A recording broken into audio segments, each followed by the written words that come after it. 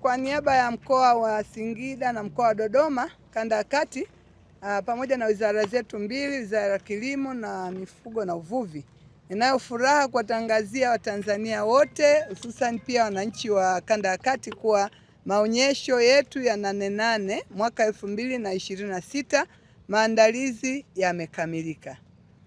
Hapa tulipo ni sehemu ya uwanja wa Nane Nane, ambapo mwaka huu tunafahamu kuwa uwanja huu umeanza miaka mitatu iliyopita kuwa ni uwanja wa kimataifa na wa kitaifa, na nayo furaha pia kuwajulisha kuwa mwaka huu pia maonyesho hayo yanafanyika kitaifa na kimataifa katika kanda ya kati, mkoa wa Dodoma, eneo la Nzuguni.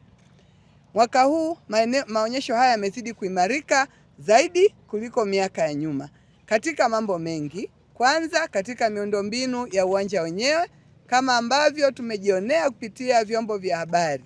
Uwanja huu una majengo sasa ya kudumu ambayo yamejengwa toka mwaka jana na hayajatoka, ili kuleta nafasi ya wananchi kuendelea kupata huduma mwaka mzima. Lakini tumeona kabisa kuwa kupitia barabara, miundombinu ya barabara imeimarika. Watu wakipita sasa hawapati vumbi, watatembea kwenye lami au tunasema kwenye zege maeneo yote ya Nane Nane. Lakini niendelee kuwashukuru sana wizara zetu mbili, hasa Wizara ya Kilimo na Wizara ya Mifugo na Uvuvi. Humu ndani pia kumejengwa maeneo kwa ajili ya makongamano yote yanayohusiana na sekta husika kuweza kufanyika ndani ya uwanja. Lakini kikubwa kwa ajili ya Nane Nane, waonyeshaji wa maonyesho wamekuja wa kutosha. Tuna ongezeko la 26% kutoka maonyesho ya mwaka jana. Huu waonyeshaji wako takriban 1133, ambao kati yao wako waonyeshaji toka nchi za nje 24, lakini wajasiriamali wadogo 20.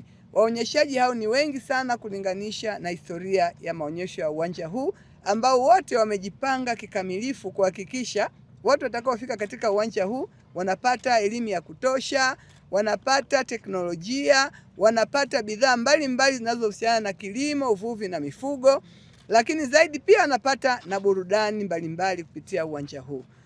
Ndugu wananchi, naomba nitoe wito kwenu. Maonyesho haya yameletwa ili muweze kufaidika na huduma ambazo ungetakiwa kuzipata maeneo mbalimbali ya nchi yetu. Aidha upate hii huduma Dodoma, umfuate mwingine yuko Dar es Salaam wa samaki, umfuate mwingine yuko wapi, lakini wote kwa pamoja utapata katika uwanja huu. Kwa hiyo niwakaribishe sana, tutumie fursa hii kwa shauku kubwa, tuje wa kutosha, tuje tupate huduma zote zilizowekwa na taasisi katika eneo hili.